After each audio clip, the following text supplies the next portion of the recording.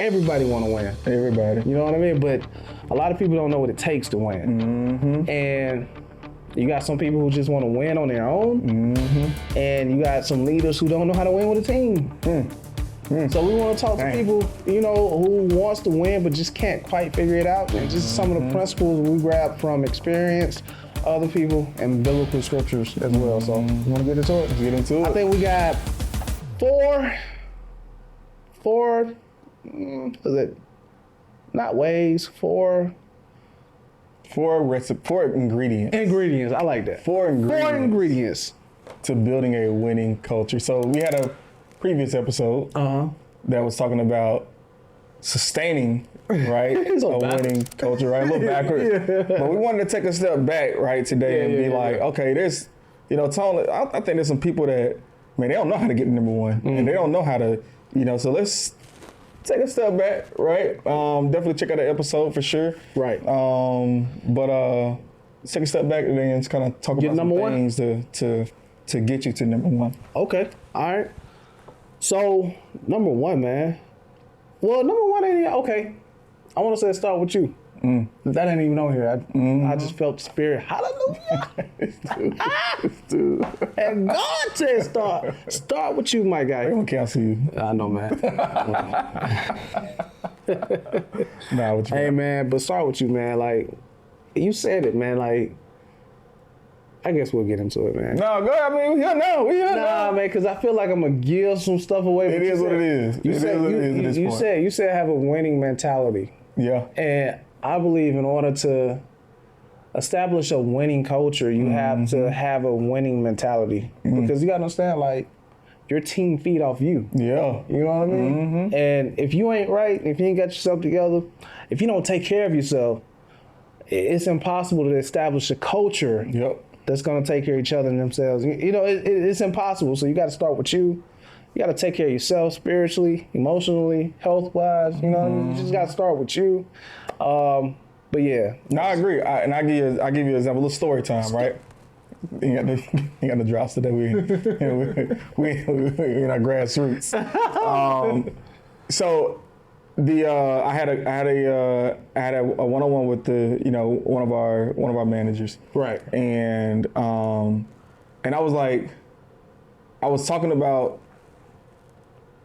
taking care of your people, right? And just, whatever, and also talking about your morning routine. And I was like, sometimes, you come into the morning and it's like, almost like you don't want to be there. And it's like, it's something going on, but and I was kind of walking them through that your first customer is your employees. And if they don't see you hyped up in the morning and ready to go for the day, right, like you've lost before the door even opens. You've already lost. That's crazy. Because your team is looking at you. So you have to have that right mentality when you walk into the door. That's crazy. Of like, it is on and it is popping. Like, we about to kill it. Like, we about to like, whatever the goal is, whatever it is, whatever comes up, right, man, we gonna run through it and blast through everything. Man, see, all right, so this is why I rock with you, bro. Let me give you flowers. Because in the mornings, man, you wake up and you either got a book, podcast, like, this man constantly listening to stuff that's helping him with establishing his winning culture. You know what I mean? Because, again, it start with you. It may be some days that you ain't feeling it, but you got to get yourself in the mood to feel it, because you got to show up and show off for your team. Yeah, 100%. You know what I mean? Like me, it's prayer, meditation, all of that. You got to show up and show off for your team, man. So yeah, and are there days where I don't feel like whatever, like I just want to sleep in, like I want to, whatever, right? Absolutely, right? And and I ain't gonna say that they were trying to make that excuse of like, everybody got their days.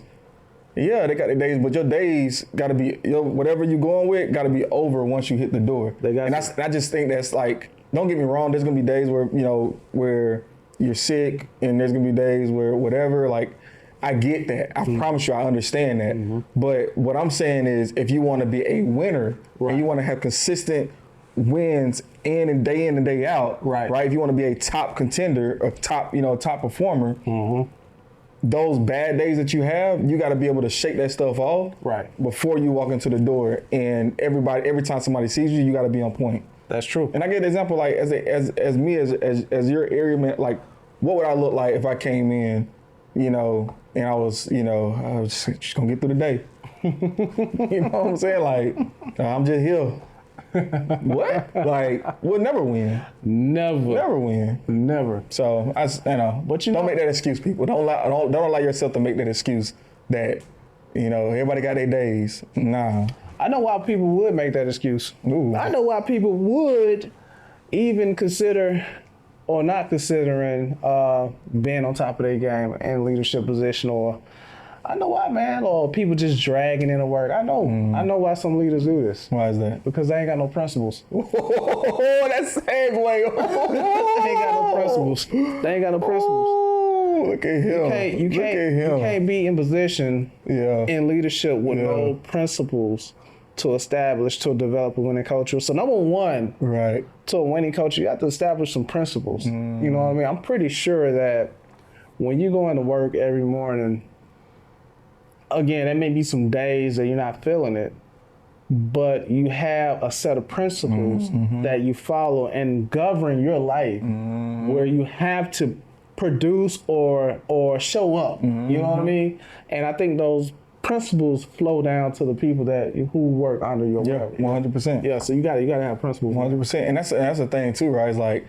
I didn't make this up, right? Like, it's not something that, like, if I wasn't taught this, right? And I probably wouldn't, I probably would allow myself, or would, if somebody teach me that you can't come in like that, right? So I know some of those conversations are difficult. From some of y'all rejected information when I said it, right? Just being honest, right? I get it, right? And I'm not saying that that's an easy thing to overcome, or it's an easy thing to accept. I'm just saying that my goal is to bring awareness to you today, right? Our goal is to bring awareness and to really make sure you understand that your principles, should guide how you live your life and how you run your business, or how you, lead your teams. Like, you should live by your principles. And we're just introducing you some new principles at the end of the day. Yeah. Principles is key, because principles are bigger than you are. You know what I mean? Like, if you're just living for yourself and your way, it's not that motivating. But you got principles that are governing your life and your business and your mind and your culture at work. Then you have something to wake up to look forward to. And not only that, I think human, I don't know the science behind it, but I think if we're challenged, we strive harder sometimes. You know what I mean? And if we're challenged in a good way, because if we have good principles, these good principles challenge us in a good way to become better, at what we're doing. So it's always good to have principles. And I mean, how else can you lead a team without principles? Right. What are they gonna follow? Right. You know what I mean? Right. 100%. And I think, I agree with you on the principle piece. Because again, you said bigger than you. And when I hear principles, I also think like vision, right? And you have to be a visionary, or have a vision for whatever you want your team to accomplish, or whatever it is, because again, that vision is going to be able to help you align, all the activities that you do, and that kind of, leads into the principles of in a way, like your action items. That's how I look at it too, right? Because think about it biblically, right? You got the 10 Commandments, right? Thou shalt not steal, right? So that means that when you walk into a store, right, you always have money with you, right? Or I don't know if you were taught this growing up, right? When you buy something, you better not leave that store without a what? A receipt? A receipt, or a bag, right? Oh yeah. So our principle is thou shalt not steal. Our application of that principle is get your receipt, get a bag from the clerk or whatever. That's true. To show that no, I didn't steal this. Like, I actually bought this. Right. So I think so I think you should have some type of playbook or some type of I think in a previous episode you said write the tablet, on the heart. What is it? What's the? Oh man, you basically was like make vision, write it plain. Oh, yeah, that. Write it down, make it plain. Yeah, and like tablets of your heart. Yeah, there we go. There you go. Boom. Right. Create a vision, write it, make it plain, write on the tablets of your heart. So you have to have it written down, right? So that way your team can have it, so they know how to deliver these principles that's true. You have in your organization. That's true. Also, man, when they see you act out these principles, mm-hmm. it doesn't go unnoticed, and the actions that you're displaying sets an atmosphere. It sets an atmosphere. So if you go by certain principles, if you go by principles that, hey, I'm gonna listen to my peers, I'm gonna listen to my team, mm-hmm. we're gonna listen to our customers, and they see you act that out, it becomes now an atmosphere mm-hmm. of you listening to each other, and mm-hmm. and you begin to set certain boundaries around things that are not of that particular principle. Yeah. So now you're creating this atmosphere, this mm-hmm. winning atmosphere. Yeah. Which is number 2. You gotta create. that boy, hey man, professional, man. I'm practicing over here, man. But no, they all tie into each other. Yeah, you gotta create a winning atmosphere. Like, first to start with a vision or principles, and when you begin to put these things, when you begin to live out your principles, then you begin to build this atmosphere within your culture. You know what I mean? There are certain things that, amongst your team, there are certain things or ideas that you don't even have to mention. It's just a known thing around each other. You know what I mean? Yep. That's an atmosphere. Yep. You know what I mean? Like in the hood, you know not to snitch. Nobody tell you not to snitch. You just grew up knowing that because it's a part of the environment or the atmosphere, so you got to just set these winning atmosphere. Or but police pull up, right? Like you just, or no, you don't know if you remember Dormtainment, right? Mm-hmm. But they got this skit where like, actually may not be, I don't know anyway, but if you see one person running, what you gonna do? You gonna run. You gonna run. Like you just like what we run? You just start to go, right? Like just like what we doing? It's part of the atmosphere. It's part of the right. Right. So and by the way, like I'm gonna tell you right now, like don't have. Like nobody wants to come into a trashy work environment. Oh man! Like I'm sorry, that's good. Like clean environment. That's a principle. You the manager or you the leader, whatever, and you mad because something that got nothing to do with work, right? Like right. Like don't bring that stuff in, right? Like you got an environment where people don't Or can't be themselves, like they can't come, they don't feel comfortable coming to you to ask you a question, right? Because maybe they applied one of the applications of the principle that you provided, and they came in and they did something, they had a question about it, right? But your response is so trash. Wow. Right? Like you can't communicate to the person in a productive or healthy way, then now they don't feel even comfortable coming to you. Wow. You know what I'm saying? So like you got to be careful with that too, of your responses when people are trying to ask you questions, you're having that right atmosphere, right? So I just No, that's good because it goes back to number one, it goes back to principles. I mean, you're not practicing your principles. Like if you have principles in place, like, okay, it's an open door, like how you do an open door policy, we talk to each other, I can talk to you. You should be able to hold on to those principles. That way people are, comfortable with coming to you. It's just setting that atmosphere, man. That it's all about following principles to set the atmosphere or set the tone, you know what I mean? No pun intended. One thing that and I like in atmosphere, right? Okay, well, you said a lot, Henry and Tone, but like, what does a good environment look like? What does a good atmosphere look like, right? And this is how I see it, right? Your environment or atmosphere should appeal to the 5 senses, right? Oh yeah. Should appeal to the five senses, right? Yeah, so kind of bringing it back, right? Like that's one thing I love about this podcast too, right? Like nothing is new, quote unquote, right? Like there's a different spin or different take that we're gonna have on something. I like, man, yeah. We're gonna bring that thing back because again, we have new listeners always listen to us, and we're gonna have different things and then you may hear it one time, and then it'd be a different. You know, whatever, right? So it just clicked though. Yeah. You see what I'm saying? Yeah, go ahead. So what do people, when they walk into the door, what are they smelling? Mm-hmm. Like, do you have, some type of incense going or some type of candle, some type of whatever, right? Do you spray the office with some type of perfume? Mm-hmm. I was listening to was it a podcast, I think, and it probably had to be, right? And they were talking about they go to one apartment complex and they had this smell, and they went to another apartment complex. There was looking for an apartment. Mm-hmm. It was like the sister property, and the same smell was at that apartment complex, right? And it was a different one, right? So that company that manages those properties have identified that this is the smell that we want our new tenants to feel welcome in, right? Right. What do people hear? What do they hear when they come in, right? Is it immediately when they walk into the door? Are you immediately like complaining about something?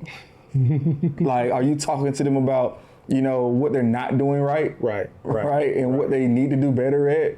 Like, is it that, or again, is there positivity going on? Is some Erykah Badu playing? Is it some John Coltrane? You know what I'm saying? Love it. Yeah, man. What are they hearing when they walk into your door? Right. Yeah. What do they see? Again, when they pull up to the parking lot, is there trash everywhere? Right. That's like my number. Like, is it clean? That's kind of when you see that, you kind of. You're in the hood when you see trash. All right, we in the hood. This is what it is. Right. Go ahead.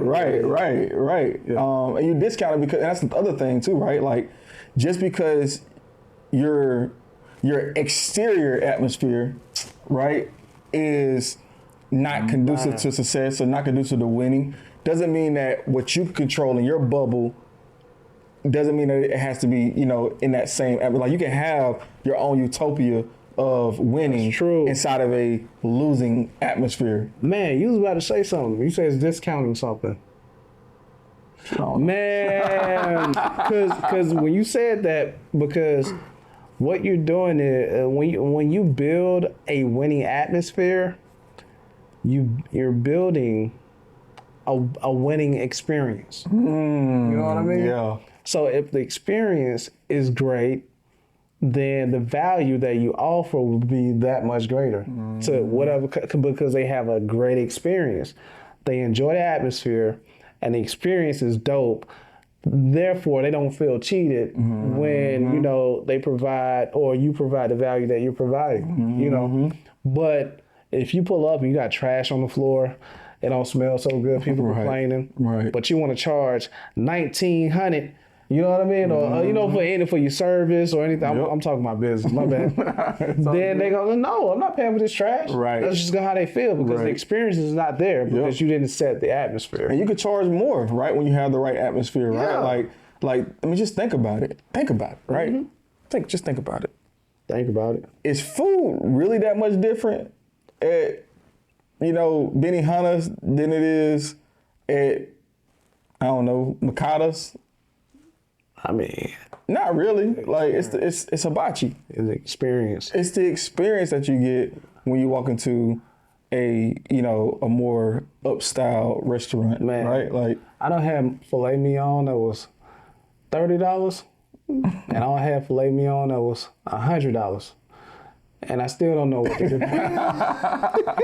They come out, look, the only difference is they come out with the 100, they come out and do a presentation for you. This meat was curated, and it was cured for 100 years. Right. Like, man, eat my food, man. Come on. Right. So, like, you're able to even increase your pay by having that atmosphere, right? Taste, right? Like, when you think about, again, like I think I told you the story of, like, I like to have peppermints at each one of our branches, right? Yeah, that's the first thing I thought about when you said the 5 senses. I was like, oh, you got them peppermints. Yeah, gotta have them peppermints, man. Gotta have peppermints, right? And people be good. Them gotta, what y'all put them in their pocket, like it's just.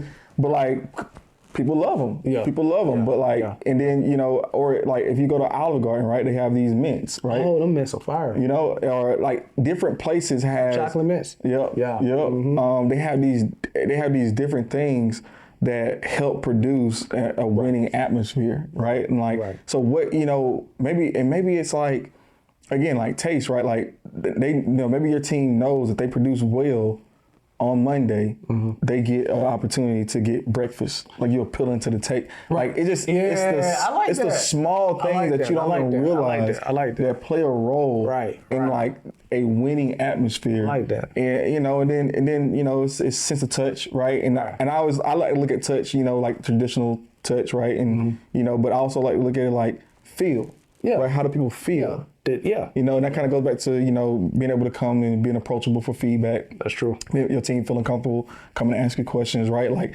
how do you make people feel? Right. Yeah. Both externally and internally. Right. So like, I know I went into a little mini pie there, but like. It was good. It was good. It was good, man, because these are the benefits of creating the atmosphere. You got to create an atmosphere, like you say, for the senses. And for something that's internal, like the atmosphere is dealing with what your employees are experiencing as well as your customers. What are they experiencing? And the greater experience, the more value you're adding. But there's a but. Okay. You can't create this atmosphere without this one thing. What's that? Leadership. Ain't it crazy that, okay, go ahead. No, go ahead. Ain't it crazy what? That leadership is not the first thing. Right. Like before you even get to the person, like, or the people that's leading, like you have to have the right mentality, which I was like kind of like a 1A, but then you have to have the right principles, and you have to have the right atmosphere, then you get to leadership. Right. Dang. You gotta get your leaders to buy in. They gotta carry out this atmosphere, man. I think we had a conversation this morning about this when we first came up with this title, man. I want to get into that a little bit because you said that. Dang, what'd I say? I said, man, we can talk about building a winning culture. And he was like, yeah, man, the first thing you do is, he just went right into it. And I was like, dang, this is good. Like, I wasn't ready, so I didn't take notes. But he was like, man, you gotta, get a person and, carry out, what. So. You know what they say, man, it ain't on me, it's in me. Yeah. This is like, what, 8 o'clock in the morning, man. So, yeah, I'm just still with my coffee and all that, man. But, yeah, so. You have to have the right leaders with you to carry out this environment. So I want to go into that. So like, you can't do it by yourself. Right. So you have to have people to partner along with these principles and this atmosphere that you're building. So what does that look like? Yeah. So I look at it 2 ways, right? You have, and in terms of leadership, you have 2 leaders. You have you, right? This is the visionary, the one that's kind of putting everything together, right? But then you have to have peer leadership as well. Oh. And if you don't have peer leadership, everything that you're doing from a, top, level leadership perspective, a lot of times it falls on deaf ears because you don't have somebody that's in the same struggle, in the same fight that they are in, pushing your message as well, right? That's true. And just think about it, right? Just, and I know we, again, I'm going back to sports, but like, you think about it, right? Let's take a basketball team, right? My favorite team is, University of North Carolina, right? Okay. Go Tar Heels. Put that out there. Okay. But like, you think about, when Roy Williams was, they won national championship, Roy Williams is a great coach, right? Or, but the reality of it is you have to have a leadership in players. Like you got Tyler Hansborough that was crushing it. I know that I just went deep into my UNC bag right then, but because you don't know who these folks is, but but you have to have like leaders that can, you got to have the coach, but then you got to have the player coach in the sense. The one that's on the field, not one that's on the court or field, whatever it is, right? That's leading as well. And this is, lyric of the week. Lyric of the week, right? being good is good. That'll get you Drew Gooden. But me, I want Jordan numbers, right? And just a perspective on that, right? Drew Gooden. Who was that? Right. Well, who? Oh, J. Cole. Okay, cool. J. Cole, my Okay, bad. yeah, cool. So, and put in perspective, right, on this J. Cole quote or lyric, Drew Gooden was as a basketball player, made it to the NFL, to the NBA, right? Like I think it was like a power forward, center, or whatever. And he was good, right? Like he was a starter, you know, like I think he played for Cleveland, I believe, or whatever, right? But he wasn't Jordan though. Nah. You know, and you think about it, right? Like ain't nobody like Jordan. Yeah, like how many debates, how many people have lost friends over, debating over Jordan and LeBron and Kobe, right? Right. Like there's a different level of, experience or different level of excellence, a different level of winning when you talk about, these three guys, right? So being good is good. That'll get you Drew Gooden. So it's okay to be good. And it'll get you, you'll be a starter, right? Right. But I want to be a legend. Hey. Right, I want to be a legend. And that's what leadership is about, because again, you can, if you want to have great performance and have a winning culture, you need both. You need, pushing and, having the vision, but you also need that peer that you lock arms with that's on the same page as you. Right. And y'all in step. And you communicate a message, and they're intercepting all the y'all on the court. Yeah. So, and I give you an example, right? Story time, right? Story. I remember, and I don't know if maybe I've told the story, I don't remember, but so before I got promoted, right, to being an area manager, I was a branch manager. Okay. Right. Right. And I had a area manager that would, get a vision, whatever it is, right? And you think about what you're gonna say ahead of time, and then you think about I'm gonna say it anyway. It is what it is. We're gonna say it, but I remember being a branch manager, right? And I know my area manager would, communicate a message, right? Right. Whether it was his message or it was coming from the company or whatever, it didn't matter, right? And there would be times where he would say, and maybe I don't necessarily fully agree with it or fully understand it, so I'll go to him and I'll be like, hey, walk me through this. Like, why are we doing this? Okay, cool. Honestly, if it's BS, right, I'm gonna tell him that don't really make sense. And he'll be real, yeah, I get it, but we ain't got no choice. We got to do it. Right. Okay, cool. So now, when another branch manager that's on the same level as me, right, technically, right, but I'm the leader in the area on that level, because I run the biggest branch in the area, right? So when they have gripes or they have whatever, I can intercept that and be like, listen, I get it. Honestly, I'm the same way. Right. I know exactly what you're going, because I got to do it too. Right.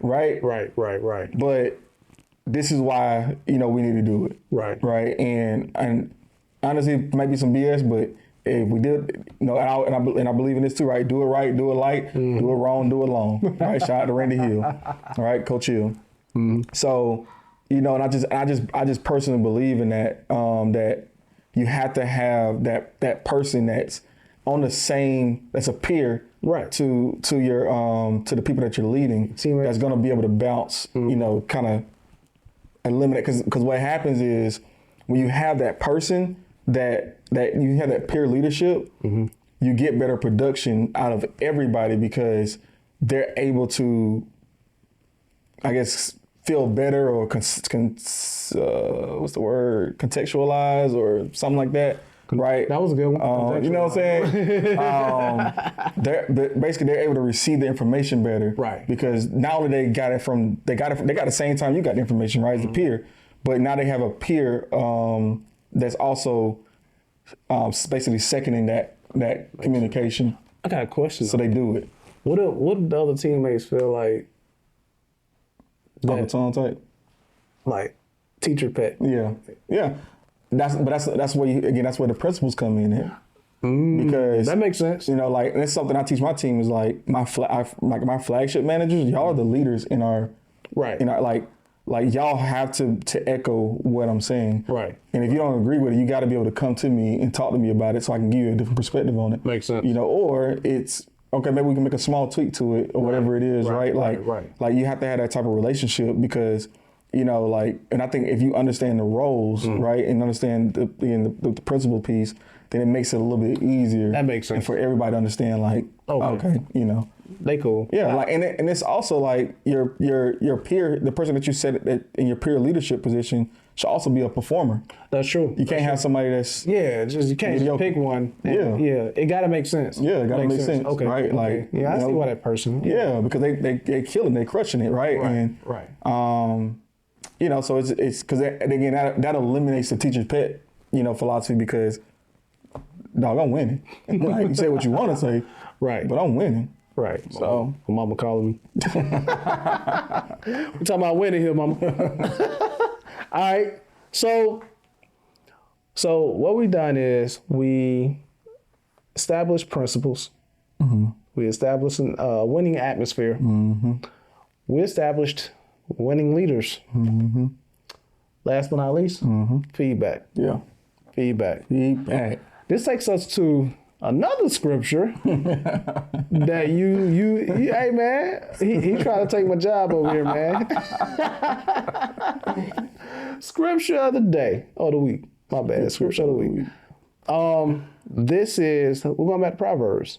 Proverbs 3. Let's go to Proverbs 3. It's going to take me some time to get there. Proverbs 3. And we're going to start, what is it, 3:27? I think so. Okay, I don't want to read message. I want to read New King James. Get the holy version. You know, the version that's most blessed. I'm familiar with it, man. So, Proverbs 3, verse 27 reads, "Do not withhold good from those to whom it is due, when it is in the power of your hand to do so." I keep going.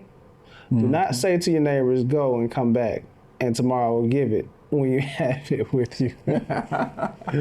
Feedback. So we had this conversation prior, and I got a couple of perspectives on this. Do not hold back or withhold good from those to whom it is due. And that word good can be a little tricky because now we're talking about perception. Ooh. You know what I mean? Ooh. What is perceived to be good? Because what you can give constructive feedback, and the person may not necessarily view it as good. Right. You know what I mean? Right. So dang. So yeah. Or you can give people or let them know what they've done good, but it may not be constructive or conducive for the working environment. They may come back and, you know, not do what they're supposed to do. So now I'm looking at that word good. What does that mean? How is it?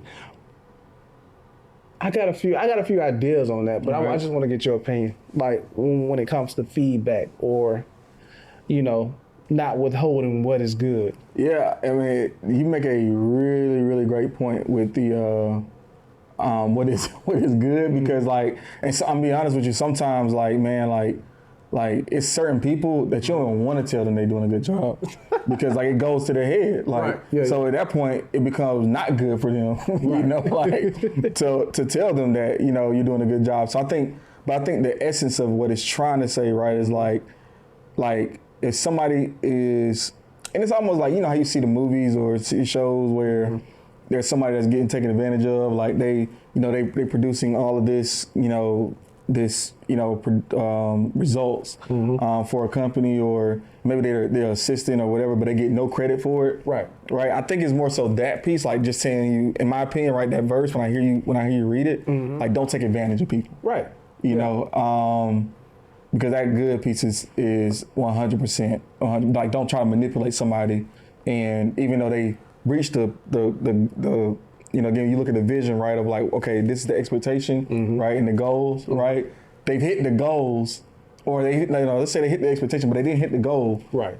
But they hit the expectation, like, still tell them that, you know, pat on the back, good job. You know, you don't have to, like, I don't know. That's how I look at it too, right? It's like, because sometimes you get so caught up in being great, Right. that you discount the good. So you give credit to where credit is due. Mm-hmm. Okay. So giving people credit is good. Now let's go back to that person who, if you give them credit, it may not be so good because it may be ego, right? Right. So how I look at this particular scripture, when we talk about that word good, I'm not looking at what you're giving. I'm looking at the person who's giving what is their idea of good, the person who's giving it. So let me slow this down a little bit.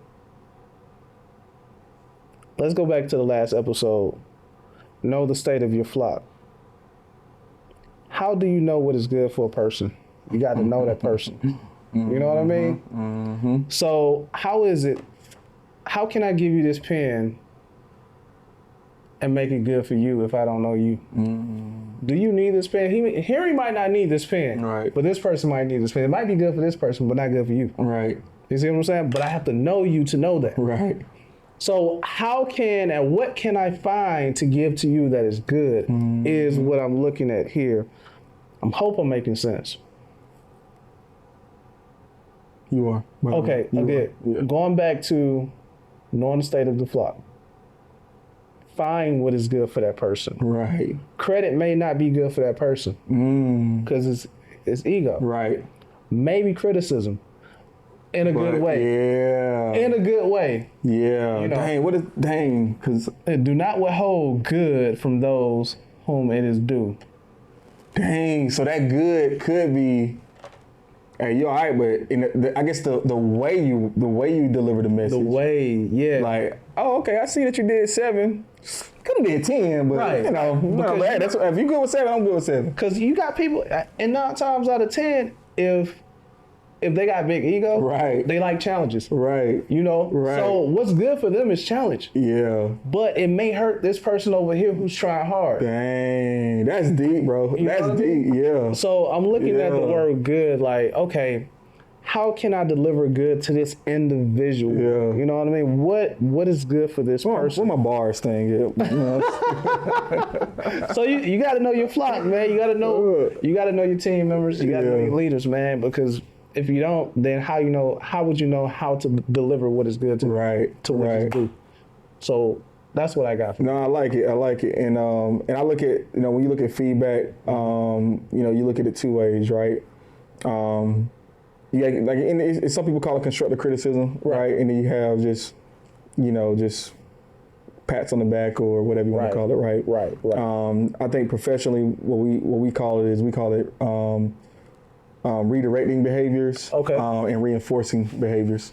So reinforcing is when somebody does something good, you're reinforcing that good behavior. Hey, do more of that, right? Right. Then you have redirecting, which is more, all right, you did something, but you didn't do it the right way or didn't get the right result. So let's redirect on how you did that thing so that way you can get the right result going forward. Makes sense. So I love that though. I absolutely 100% love exactly what you said. Just with the way that you deliver information and constructing criticism. That's and just knowing what is good for that person. Yeah. What's good for you ain't good for me. I mean, what's good for me ain't good for you. You know what I mean? Yeah. Like, it's just okay. Yeah, man. But that's 4. That's 4, man. I think that's all we got. That's all I got. Okay, cool. So in order to develop or establish a winning culture, first you have to establish winning principles. Principles that you go by or that you allow govern your lives, because again, a culture starts with you. Number 2 is developing or establishing a winning atmosphere. Now, when you begin to act on those principles and you begin to live and eat and breathe those principles, you begin to create an atmosphere within your organization. Number 3, create winning leadership. Leaders who are on board with the principles and the atmosphere. Who's going to, what you call it, the peer coach or something like that? Players coach. A players coach. So you're creating that players coach. And number 4, feedback. What's good for that person, you give to that person. So We just wrapped that up, man. Yeah. Cool. That's all I got. That's all I got. But and I think, again, all that encompasses, which I know you kind of hit on, but, I know it's not part of the 4 ingredients, right, to winning the building culture, to building a winning culture, but it's all the mentality. It all starts up here, man. You gotta have that winning mentality, and just it's gonna work out because it gotta work out. Right. You're gonna win because you have to, you have no choice but to win, and that's the resolve that you have to come with every single day. That's all I got. Pin drop. Boom.